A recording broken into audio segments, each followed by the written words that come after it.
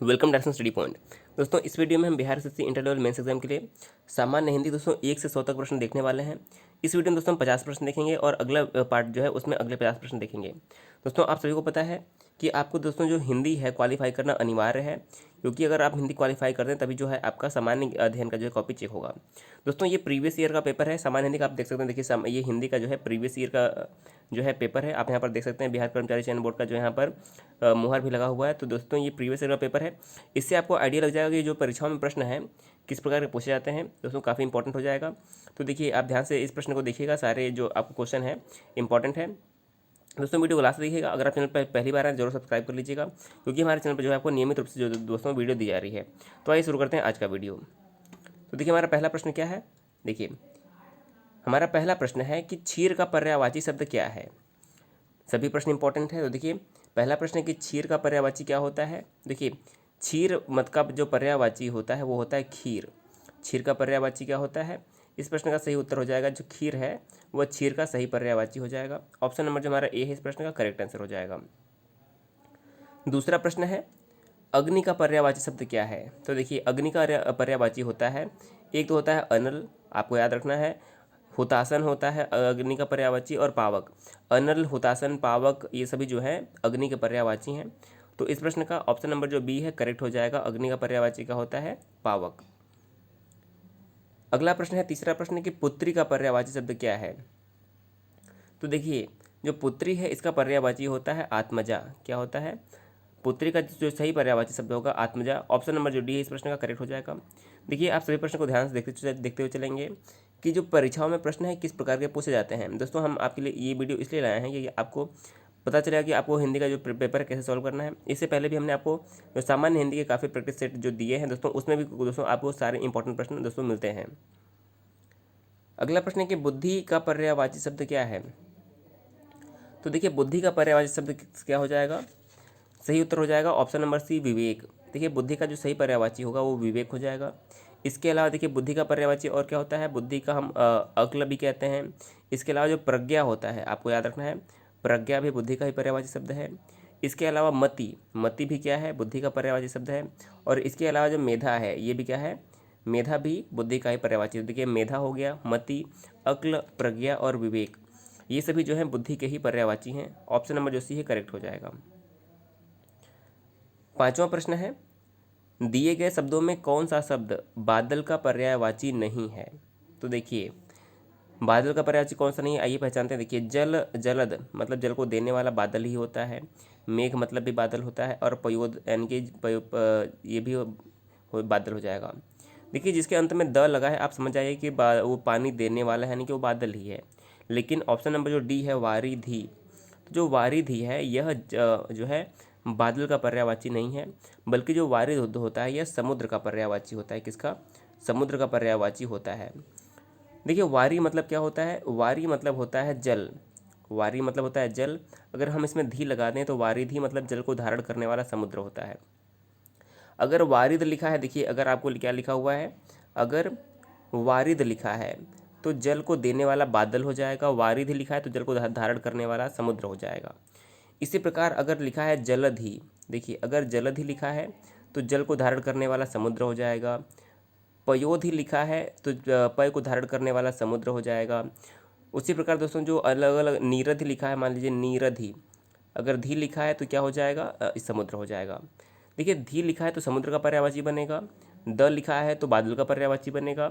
अगर हम इसी में ज लगा दें, जिस प्रकार जैसे कि जलद लिखा है तो अगर हम यहाँ पर जल ज लगा दें तो जल में जन्म लेने वाला हमारा क्या हो जाएगा, कमल बन जाएगा। अगर हम सबके अंत में ज लगा दें, जैसे कि यहाँ पर हम लगा दें वारिज, अगर हम यहाँ पर लगा दें वारिज तो वारी यानी कि जल में जन्म लेने वाला क्या हो जाएगा, कमल हो जाएगा। नीरज लगा दें यहाँ पर नीरज, तो नीर में जन्म लेने वाला कमल हो जाएगा। तो आपको याद रखना है अगर हम धी लगाएंगे तो हमारा समुद्र बनेगा, यानी कि धारण करने वाला समुद्र बनेगा। अगर हम द लगाएंगे तो जल को देने वाला बादल बन जाएगा। और अगर हम ज लगाएंगे तो जल में जन्म लेने वाला कमल बन जाएगा। तो ये तीनों पर्यायवाची आप कभी भी अब नहीं भूलेंगे। अगला प्रश्न है संस्कृत से विकृत होकर आने वाले शब्द क्या कहा जाता है। तो देखिए जो संस्कृत के शुद्ध शब्द होते हैं उन्हें हम तत्सम कहते हैं। संस्कृत के जो शुद्ध शब्द होते हैं उन्हें हम तत्सम कहते हैं। लेकिन जो संस्कृत से विकृत होकर आते हैं शब्द उन्हें हम कहते हैं तद्भव, यानी कि संस्कृत से उत्पन्न हुआ जो संस्कृत से उत्पन्न शब्द होता है उसे हम तद्भव कहते हैं। तो आपको ये दोनों बातें याद रखनी है। तत्सम मतलब संस्कृत के समान, और तद्भव मतलब संस्कृत से उत्पन्न हुआ, उसका बदला हुआ स्वरूप। अगला प्रश्न हमारा 7वां प्रश्न है, दिए गए शब्दों में कौन सा शब्द नदी का पर्यायवाची नहीं है। तो देखिए नदी का पर्यायवाची कौन सा नहीं है। निर्झरणी नदी का पर्यायवाची होता है, तरंगिणी भी नदी का पर्यायवाची होता है, सरिता भी नदी का पर्यायवाची होता है।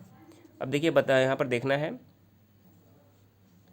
तो देखिए निर्झरणी, तरंगिणी, सरिता ये सभी नदी के पर्यायवाची हैं, लेकिन जो तरड़ी है यह नदी का पर्यायवाची नहीं है।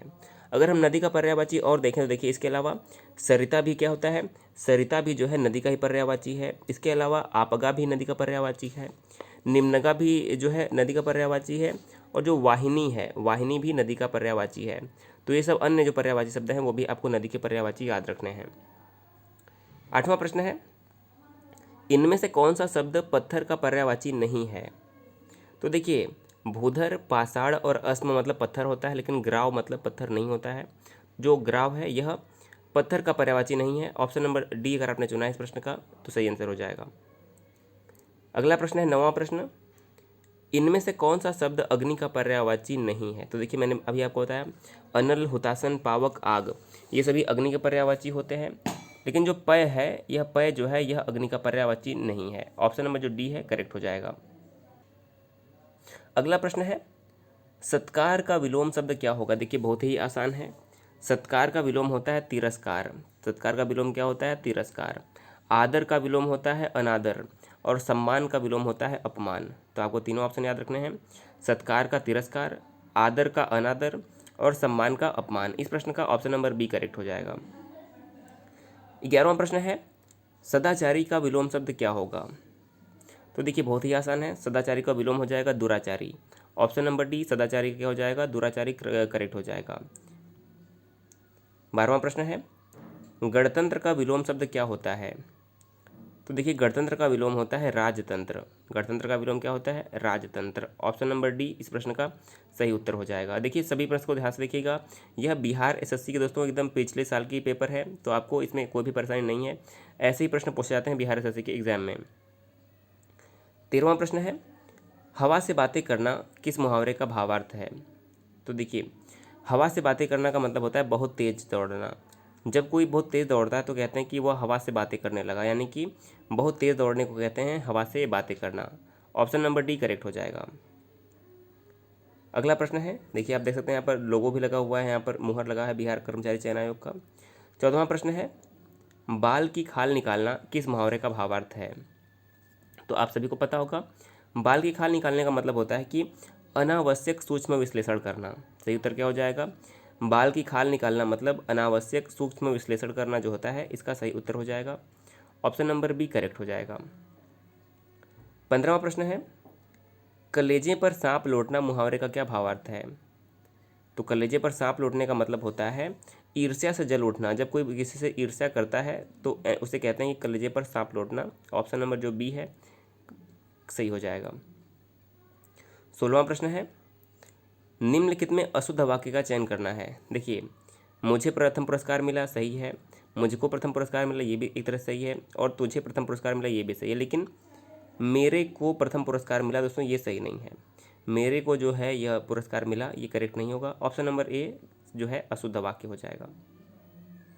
17वां प्रश्न है, निम्नलिखित में से आगत या विदेशी शब्द कौन सा है। तो देखिए आगत वो शब्द होते हैं, यानी कि विदेशी शब्द वे होते हैं जिन्हें हम किसी विदेशी भाषाओं से ग्रहण करते हैं। तो चंद्र, ग्रंथि और छिद्र ये सभी हमारे हिंदी भाषा के, संस्कृत भाषा के शुद्ध शब्द हैं। लेकिन जो सरकार है यह क्या है, आगत या विदेशी भाषा का शब्द है सरकार। ऑप्शन नंबर ए करेक्ट हो जाएगा। अगला प्रश्न है, कनक कनकते सौगुनी, मादकता अधिकाय, वाह खाए बौराए जग या पाए बौराए। इस दोहे में कनक का क्या अर्थ है। तो देखिए इस दोहे में कनक के दो अर्थ हैं, एक का अर्थ है धतूरा और एक का अर्थ है सोना। देखिए इसमें कौन सा अलंकार अगर हम बात करें, देखिए जिसमें जो होता है कि एक ही शब्द एक से अधिक बार आए लेकिन अर्थ अलग अलग हो। तो देखिए जो इसमें कनक 2 बार आया है लेकिन इसमें दोनों का अर्थ अलग अलग है। एक का अर्थ है धतूरा और एक का अर्थ है सोना। तो यहाँ पर हमारा कौन सा अलंकार होगा, देखिए यहाँ पर अगर हम अलंकार की बात करें तो यहाँ पर हमारा हो जाएगा यमक अलंकार, तो ये भी आपको याद रखना है। ऑप्शन नंबर जो सी है करेक्ट आंसर हो जाएगा। 19वां प्रश्न है, अल्पायु का विलोम क्या होगा? तो देखिए अल्पायु का मतलब होता है कम आयु, दीर्घ आयु का मतलब होता है लंबी आयु। अल्पायु का क्या होगा? दीर्घ आयु। ऑप्शन नंबर बी सही उत्तर हो जाएगा। 20वां प्रश्न है, निम्नलिखित में से तत्सम शब्द कौन सा है? देखिए तत्सम शब्द वे होते हैं जो संस्कृत के समान होते हैं। तो देखिए बेगम, जमीन, चपरासी ये सभी तत्सम शब्द नहीं हैं, लेकिन जो हमारा अस्थि है, अस्थि क्या है? तत्सम शब्द है। अस्थि का तद्भव क्या होता है? देखिए अस्थि का तद्भव होता है हड्डी। अस्थि का तद्भव क्या होता है? हड्डी। और अस्थि क्या है? तत्सम शब्द है। ऑप्शन नंबर ए इस प्रश्न का सही जवाब हो जाएगा। देखिए 21वें 22वें प्रश्न में जो है अशुद्ध वाक्य पहचानना है कि कौन सा अशुद्ध शब्द पहचानना है।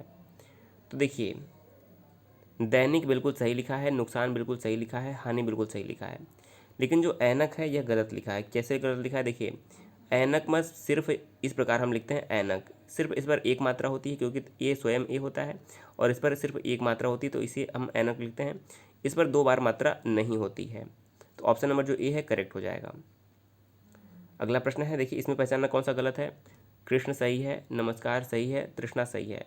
देखिए इसमें तृष्णा जो है गलत लिखा है क्योंकि इसमें तृष्णा जो है शुद्ध रूप ये है, तृष्णा गलत रूप ये है। ऑप्शन नंबर जो ए है इस प्रश्न का सही जवाब हो जाएगा। 23 से 25 तक में शब्दों का विशेषण रूप पहचानना है। तो देखिए 23वां प्रश्न है देहात, इसका विशेषण क्या होगा? देखिए जैसे देहात है तो इसका विशेषण होगा देहाती। क्या होगा? देहात का विशेषण होगा देहाती। ऑप्शन नंबर बी करेक्ट हो जाएगा। उसी प्रकार जो मान्यता है, मान्यता का विशेषण क्या होगा? मान्य। मान्यता का विशेषण क्या होगा? मान्य। ऑप्शन नंबर जो ए है करेक्ट हो जाएगा। देखिए आपको इस प्रश्नों में, इन सब प्रश्नों में ध्यान देना होगा, छोटी छोटी गलती से प्रश्न गलत हो जाते हैं। तो देखिए मान्यता का क्या होगा? मान्य करेक्ट हो जाएगा। सप्ताह का क्या होगा विशेषण? तो देखिए सप्ताह का आपको पता है कि साप्ताहिक होता है, लेकिन आपको साप्ताहिक सही जो है लिखना भी आना चाहिए, क्योंकि सभी शब्द साप्ताहिक लिखे हुए हैं, लेकिन सही रूप कौन सा है? ऑप्शन नंबर जो बी लिखा है साप्ताहिक का सही रूप लिखा है। देखिए मैंने ऊपर लिख के दिखाया है, साप्ताहिक का रूप जो सही लिखा है वो हमारा हो जाएगा ऑप्शन नंबर बी। देखिए कंफ्यूज करने के लिए सभी शब्द साप्ताहिक ही हैं, लेकिन जो इसमें वर्तनी की दृष्टि से सही है वो हमारा ऑप्शन नंबर जो है बी करेक्ट हो जाएगा। तो आइए अगला प्रश्न देखते हैं। अगला हमारा 26वां प्रश्न, पृष्ठ शब्द का अनेकार्थी शब्द नहीं है, निम्नलिखित में से कौन सा पृष्ठ का अनेकार्थी नहीं है? तो देखिए पृष्ठ का सतह होता है, पीठ भी होता है, पेज भी होता है, लेकिन पृष्ठ का अनेकार्थी कलम नहीं होता है। तो ऑप्शन नंबर जो बी है कलम, ये पृष्ठ का अनेकार्थी नहीं है। ऑप्शन नंबर जो बी है सही उत्तर हो जाएगा। 27वां प्रश्न है, कौन सा शब्द संज्ञा से बना हुआ विशेषण नहीं है? तो देखिए संज्ञा से बना हुआ विशेषण कौन सा नहीं है? ऑप्शन नंबर डी करेक्ट हो जाएगा। जो प्राथमिक है यह संज्ञा से बना हुआ विशेषण नहीं है, तो इस प्रश्न का ऑप्शन नंबर जो डी है सही उत्तर हो जाएगा। अगला प्रश्न है, कौन सा शब्द संज्ञा से बना हुआ विशेषण नहीं है? तो देखिए भयंकर, रुचिकर और लाभकर जो है संज्ञा से ही बने हुए हैं, लेकिन जो शुभंकर है यह संज्ञा से बना हुआ विशेषण नहीं है, तो इस प्रश्न का भी ऑप्शन नंबर जो बी है बिल्कुल सही उत्तर हो जाएगा। अगला प्रश्न है, कौन से मुहावरे का अर्थ युग्म सही नहीं है? देखिए 4 मुहावरे दिए हुए हैं, इनमें से किसका अर्थ जो युग्म है वो सही नहीं है? तो देखिए पहला क्या है? गाल बजाना दिया हुआ है कि बढ़ चढ़कर आत्म प्रशंसा करना, ये सही दिया हुआ है। दूसरा है कि दूध का धुला होना मतलब निष्कलंक होना, ये भी सही है। तीसरा है कि एक आंख से देखना। देखिए एक आंख से देखने का मतलब होता है कि किसी में भेदभाव नहीं करना, यानी कि समानता से देखना। तो देखिए इसमें लिखा है भेदभाव करना, ये बिल्कुल गलत है। तो ऑप्शन नंबर जो सी है यह इसका सही अर्थ नहीं, क्योंकि जो एक आंख से देखने का अर्थ होता है किसी के साथ भेदभाव न करना, यानी कि समानता के साथ रहना। ऑप्शन नंबर जो सी है इस प्रश्न का सही जवाब हो जाएगा। 30वां प्रश्न है, आरोह का विलोम क्या होगा? देखिए आरोह का मतलब होता है घटते से बढ़ते क्रम को हम आरोह कहते हैं, और इसका विलोम होता है अवरोह, यानी कि घटते क्रम को हम बोलते हैं अवरोह, बढ़ते क्रम को कहते हैं आरोह। तो आरोह का विलोम क्या होता है? अवरोह। पंडित का स्त्रीलिंग क्या होगा? देखिए सही उत्तर हो जाएगा ऑप्शन नंबर जो सी है, इस प्रश्न का बिल्कुल करेक्ट आंसर हो जाएगा पंडित का स्त्रीलिंग। अगला प्रश्न है 32वां प्रश्न, अध्यापक का स्त्रीलिंग क्या होगा? तो देखिए अध्यापक का स्त्रीलिंग होगा अध्यापिका। क्या होता है? अध्यापक का स्त्रीलिंग हो जाएगा अध्यापिका। ऑप्शन नंबर बी अगर आपने चुना है तो आपका जवाब बिल्कुल सही है। अगला प्रश्न है, तपस्वी शब्द का स्त्रीलिंग क्या होगा? तपस्वी का स्त्रीलिंग क्या होगा? तो तपस्वी का जो स्त्रीलिंग होगा वो होगा तपस्विनी। तपस्वी का क्या होगा स्त्रीलिंग? तपस्विनी। इस प्रश्न का ऑप्शन नंबर जो बी है तपस्विनी सही उत्तर हो जाएगा। अगला प्रश्न है धनवान का स्त्रीलिंग रूप क्या होगा? तो देखिए धनवान का जो स्त्रीलिंग होगा धनवती। क्या होगा? धनवान का धनवती जो होगा बिल्कुल सही उत्तर हो जाएगा, धनवान का धनवती। अगला प्रश्न है 35वां प्रश्न, सम्राट शब्द का स्त्रीलिंग रूप क्या होगा? देखिए सम्राट का जो स्त्रीलिंग होता है उसे हम कहते हैं सम्राज्ञी। जिस प्रकार राजा का हमारा स्त्रीलिंग क्या होता है? देखिए राजा का स्त्रीलिंग होता है रानी, उसी प्रकार सम्राट का क्या होता है? सम्राज्ञी। आपको याद रखना है सम्राटी नहीं, सम्राट का क्या होगा? साम्राज्ञी। ऑप्शन नंबर जो डी है इस प्रश्न का बिल्कुल सही उत्तर हो जाएगा। 36वां प्रश्न है पीड़ा शब्द का विशेषण रूप क्या होगा? तो देखिए पीड़ा का जो विशेषण होगा हो जाएगा पीड़ित। क्या होगा? पीड़ा का विशेषण पीड़ित। ऑप्शन नंबर ए सही उत्तर हो जाएगा। अगला प्रश्न है चौमास में कौन सा समास होगा? देखिए कई बार मैंने आपको बताया है जिस भी समास में पहला पद संख्यावाचक होता है, देखिए चौ का मतलब यहाँ पर क्या है? चार। पहला पद संख्यावाचक है, तो जिस समास का पहला पद संख्यावाचक होता है वो हमारा द्विगु समास होता है। क्या होता है? द्विगु समास में पहला पद संख्यावाचक होता है। देखिए चौमासा का क्या हमारा विच्छेद होगा? विग्रह क्या होगा? चौमास मतलब चार मासों का समूह। क्या होगा? चार मासों का समूह। जिस प्रकार त्रिभुवन मतलब तीन भुवनों का समूह, पंचवटी मतलब पांच वटी का समूह, इस प्रकार जो हो जाएगा चौमासा में द्विगु समास हो जाएगा। द्वंद्व समास की बात करें देखिए यहाँ पर क्या होता है? यहाँ पर और का लोप होता है। जिस प्रकार जैसे कि राजा और रानी, तो कैसे लिखा होगा? राजा रानी। तो ये हमारा क्या होगा? राजा और रानी। देखिए इसमें दोनों पद प्रधान होते हैं, राजा और रानी, राजा और प्रजा, पिता और पुत्र, सुख और दुख, तो ये सभी द्वंद्व में आते हैं। कर्मधारय समास क्या होता है? जिसमें होता है इसमें उपमेय और उपमा का जो होता है प्रधान होता है। विशेषण और विशेष का दोस्तों इसमें होता है, विशेषण और विशेष की प्रधानता होती है। जैसे कि होता है कि मृगनयन, क्या होता है? जैसे कि मृगनयन, मृग के समान है जो नयन, तो ऐसे इस प्रकार का जो उदाहरण होता है मृग के समान जो है नयन अर्थात मृगनयन। तत्पुरुष में क्या होता है? तत्पुरुष में तो दोस्तों हमारे विभक्तियों के हिसाब से हम इसमें करते हैं, जैसे कि कर्ता ने, कर्म को, ये सभी जो होते हैं हमारे तत्पुरुष समास के अंतर्गत आते हैं। अगला प्रश्न है नीलकमल में कौन सा समास है? तो देखिए इसका अगर हम विग्रह करेंगे तो क्या होगा? नीला है जो कमल अर्थात कर्मधारय समास। नीला है जो कमल अर्थात कर्मधारय समास। देखिए कभी लोग इसमें कुछ लोग कन्फ्यूज होते हैं, कुछ लोग इसका बहुब्रीहि समास बताते हैं। दोस्तों आपको क्या लगता है सही कमेंट करके ज़रूर बताइएगा, लेकिन हमें तो लगता है कि कर्मधारय समास सही होगा। आपका क्या विचार है कमेंट करके हमें ज़रूर बताइएगा। अगला प्रश्न है निम्नलिखित विकल्पों में से चतुर शब्द का समानार्थी नहीं है कौन सा शब्द? चतुर का समानार्थी कौन नहीं है? तो देखिए नागर, पटु और दक्ष जो है चतुर का समानार्थी है, लेकिन जो देवप्रिय है यह चतुर का समानार्थी नहीं है। तो ऑप्शन नंबर जो सी है इस प्रश्न का, देवप्रिय चतुर का समानार्थी नहीं है, करेक्ट हो जाएगा। 40वां प्रश्न है किस वाक्यांश के लिए दिया हुआ एक शब्द सही नहीं है? तो देखिए पहचानना है कौन सा वाक्यांश के लिए सही नहीं है। तो पहला है जिस स्त्री की कोई संतान न हो उसे बांझ कहते हैं, बिल्कुल सही है। जो बहुत बोलता है उसे मितभाषी कहते हैं, देखिए गलत है। तो हमारा ऑप्शन नंबर जो बी है करेक्ट हो जाएगा। देखिए जो बहुत बोलता है उसे हम बोलते हैं मितभाषी। क्या बोलते हैं? देखिए उसे हम बोलते हैं, जो बहुत बोलता है देखिए उसे बोलते हैं वाचाल। जो बहुत बोलता है उसे हम बोलते हैं वाचाल। जो बहुत कम बोलता है उसे हम मितभाषी कहते हैं। तो जो ऑप्शन नंबर जो बी है यह सही इसका अर्थ नहीं है। मितभाषी जो होता है बहुत कम बोलने वाला होता है, और जो बहुत अधिक बोलता है उसे हम वाचाल कहते हैं। अगला प्रश्न है पवन का संधि विच्छेद क्या होगा? तो देखिए पवन का संधि विच्छेद क्या होगा? पो प्लस अन। क्या होगा? पो प्लस अन जो होगा पवन का संधि विच्छेद होगा। और इसमें कौन सा समास होगा? देखिए इसमें कौन संधि होगी? इसमें अयादि संधि का प्रयोग हुआ है। ऑप्शन नंबर जो डी है करेक्ट हो जाएगा। अगला प्रश्न है अनुदित का संधि विच्छेद क्या होगा? देखिए अनुदित का संधि विच्छेद होगा अनु प्लस उदित। सही आंसर क्या हो जाएगा? अनु प्लस उदित, अनुदित। देखिए यहाँ पर बड़ा ऊ आया तो यहाँ पर कौन सी संधि हो जाएगी, समास हो जाएगा? यहाँ पर हो जाएगा दीर्घ संधि का। क्या हो जाएगा? यहाँ पर दीर्घ संधि। ऑप्शन नंबर ए करेक्ट हो जाएगा। 43वां प्रश्न है जलोर्मी का सही संधि विच्छेद क्या होगा? तो जो जलोर्मी है इसका सही संधि विच्छेद होगा जल प्लस ऊर्मी। क्या होगा? जल plus Urmi. Option number A correct हो जाएगा। और इसमें कौन सी संधि का प्रयोग हुआ है? तो जलोर्मी में जो है गुड़ संधि का प्रयोग हुआ है। क्या होगा? गुड़ संधि जो है करेक्ट आंसर हो जाएगा। अगला प्रश्न है 44वां प्रश्न देव्या वाहन का संधि विच्छेद क्या होगा?